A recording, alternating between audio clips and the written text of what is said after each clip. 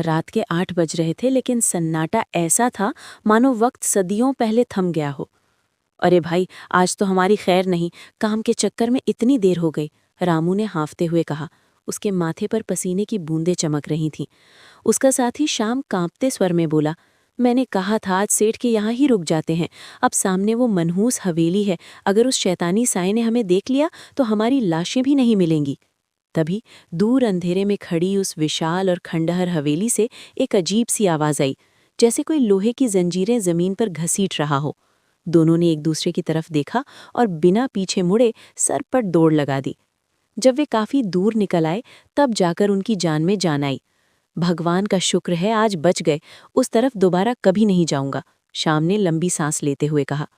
उधर शहर के एक छोटे से कमरे में पीली ट्यूबलाइट की टिमटिमाती रोशनी में रवि कुमार बैठा था। उसके हाथ में एक सरकारी नियुक्ति पत्र था। उसकी पत्नी नीरा डरते हुए बोली, क्या सच में जाना जरूरी है? लोग कहते हैं सोनगढ़ के पास की वो हवेली शापित है, वहां जो जाता है वापस नहीं आता। रवि ने मुस्कुराकर उसे सांत्वना दी। अरे नीरा, ये सब अंधविश्वास है। मैं विज्ञान का शिक्षक हूँ, इन बातों पर यकीन नहीं करता। अगले दिन किस्मत ने ऐसा खेल खेला कि रवि जब सोनगढ़ पहुंचा तो सूरज ढल चुका था। आसमान में काले बादलों ने डेरा डाल लिया और अचानक ऐसी मूसलाधार बारिश शुरू हुई कि हाथ को हाथ सुझाई नहीं दे रहा था। सिर छुपाने की जगह ढूंढते हुए रवि की नज़र उसी विशाल हवेली पर पड़ी।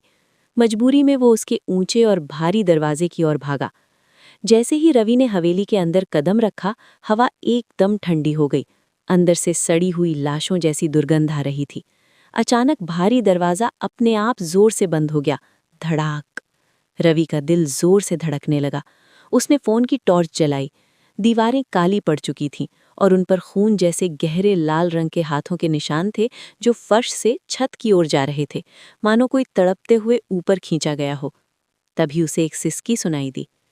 मुझे छोड़ दो, बहुत दर्द हो रहा है। रवि ने टॉर्च घुमाई। सीढ़ियों के पास एक छोटा लड़का खड़ा था। उसकी आंखें नहीं थीं, बस दो काले गड्ढे थे जिनसे काला खून बह रहा था। उसके पैर उल्टे थे और खाल जगह जगह से उधड़ी हुई थी। तुम कौन हो? रवि की आवाज़ गले में ही फंस गई। लड़का झटके से रवि के करीब आया। उसकी गर्दन अजीब तरह से मुड़ी हुई थी। उन्होंने मुझे काट डाला साहब, उन्होंने मुझे यहीं मिट्टी में दबा दिया। अचानक लड़के का चेहरा भयानक तरीके से फैल गया और वो जोर से चीखा। रवि गिरते पड़ते बाहर की ओर भागा। हैरानी की बात यह थी कि बाहर निकलते ही बारिश गायब थी। पूरा गांव सूखा था। रवि भागते हुए हेडमास्टर के घर पहुंचा। हेडमास्टर ने जब रवि की हालत देखी तो समझ गए। उन्होंने बताया, रवि, तुमने मौत को करीब से देखा है। उस हवेली के ठाकुर और उसके बेटे ने सालों पहले एक मासूम नौकर के बच्चे पर चोरी का इल्जाम लगाकर उसे तड़पा तड़पा कर मार डाला था। उसकी लाश तहखाने में सड़ने के लिए छोड़ दी गई थी।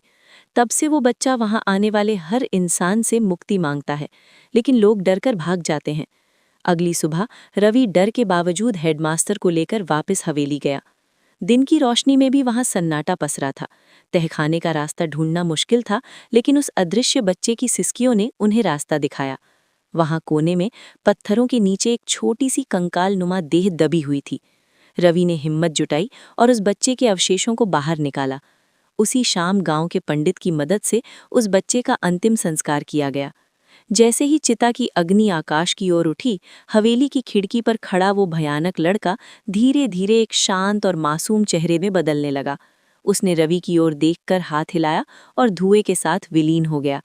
गांव के ऊपर से वो काला साया हमेशा के लिए हट गया था, लेकिन रवि आज भी जब सोता है तो उसे कभी कभी वो ठंडी हवा महसूस होती है, मानो वो बच्चा आज भी उसके पास बैठकर उसे शुक्रिया कह रहा हो।